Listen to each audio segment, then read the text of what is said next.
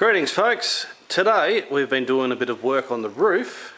We've also been applying a bit of seam sealer. So if I come around we can have a little bit of a look and take a record for the future. So given that we've had to replace the cowl in this thing, hopefully I've been able to get into a couple of these tight little nooks and crannies and get around and get it all sorted out.